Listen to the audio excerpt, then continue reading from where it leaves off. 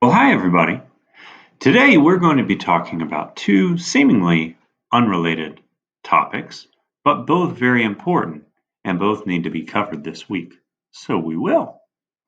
The first topic has to do with sports participation and being able to keep it fun and safe. Sports participation is a fun way and a great way to achieve regular exercise. Occasionally, though, an injury does happen during play, and sometimes that injury could not have been prevented. Accidents do happen, but there are some ways to keep safe activities safe, and there are some good practices to take in order to make sure that they stay safe. For instance, being a good sport and being aware of your surroundings help everyone around you stay safe. Examples include not throwing a bat after you strike out or watching positions on the field on a soccer game so that you don't bump into someone else.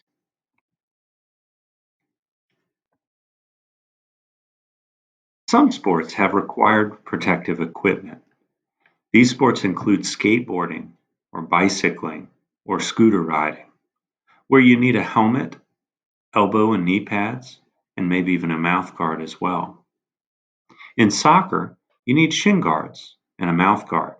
In basketball, a mouth guard. In baseball, a hard helmet has to be worn by the batter, and the catcher wears a chest protector, face protector, a helmet, shin pads, and a mask. Riding on an ATV requires protective gear as well, especially a helmet and earplugs. In some activities, boys need to be aware that they need to wear an athletic cup to protect themselves from being hurt in the genital area. It's never safe to participate in sports without wearing necessary equipment. The impulsive decision to go and play without wearing equipment can result in a pretty serious injury.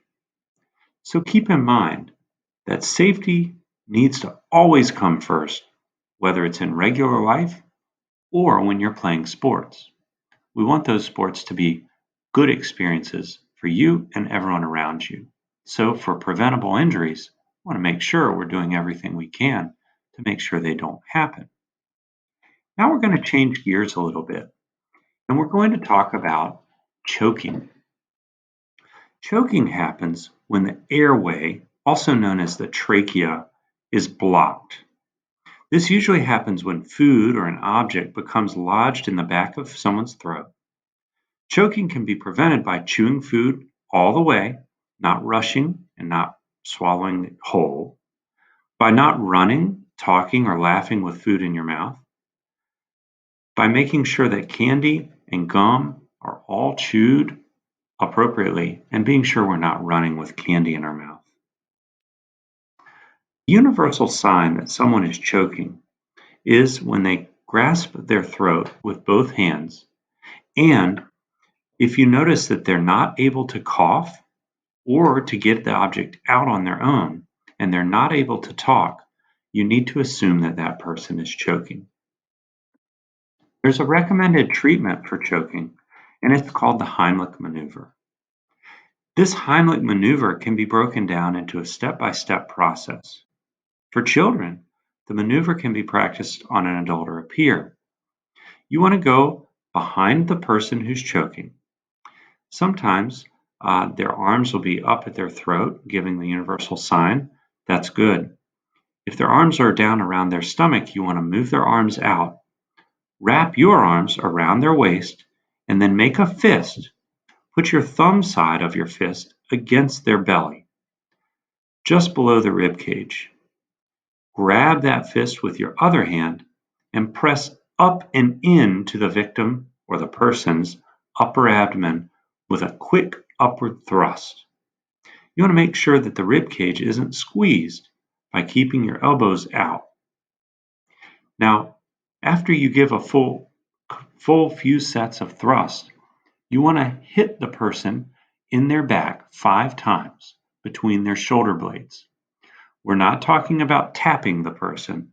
We're talking about striking them pretty hard between their shoulder blades in their back. You want to keep on repeating this process until that object pops out of their mouth.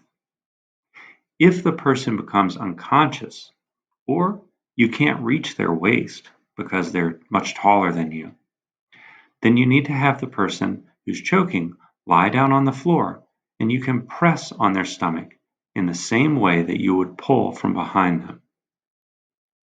This way, the same maneuver can be used whether they're standing or lying down. Let's watch a quick demonstration video by a nurse on a mannequin.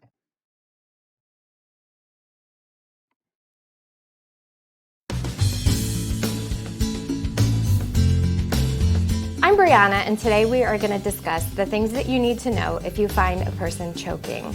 This is Choking Charlie. He's going to help me with the demonstration. The universal sign for choking is the hands crossed at the neck. If they are coughing, then they are able to breathe, and you would not perform the Heimlich maneuver on them. In order to do this, you stand behind the person and make a fist with your thumb pointing back against you, midline between the belly button and the rib cage. Grasp that fist with your other hand and pull back and up quickly until the object is expelled or the person loses consciousness and needs to be lowered to the ground to begin CPR.